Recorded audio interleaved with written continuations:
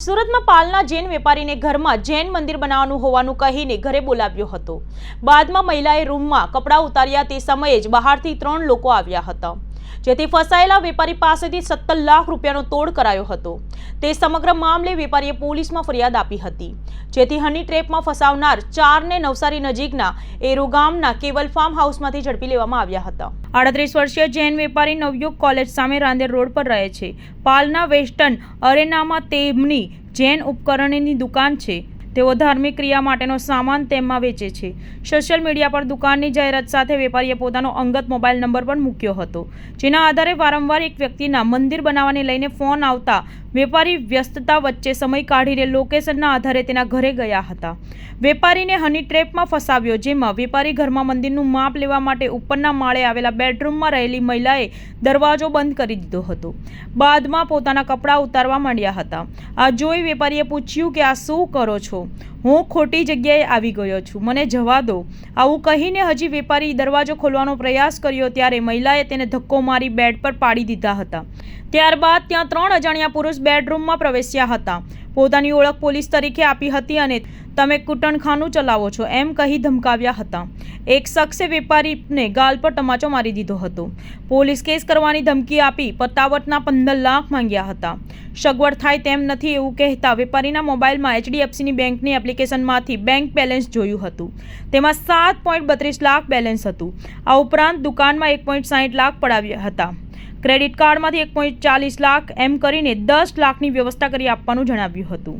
17 લાખ પડાવતા ફરિયાદ નોંધાવી હતી, જેમાં ટોળકી દ્વારા અવારનવાર રૂપિયાની માંગ કરવામાં આવતી હતી, જેથી કંટાળીને વેપારીએ 17 લાખ ગુમાવ્યા બાદ પોલીસમાં ફરિયાદ નોંધાવી હતી। પોલીસ ફરિયાદને આધારે તપાસ હાથ ધરીને હની ટ્રેપમાં ફસાવનાર ટોળકીને નવસારી એરુ ગામ ખાતે આવેલા કેવલ ફાર્મ ખાતેથી લાખો રૂપિયાની મત્તા સાથે ઝડપી લેવામાં આવ્યા હતા।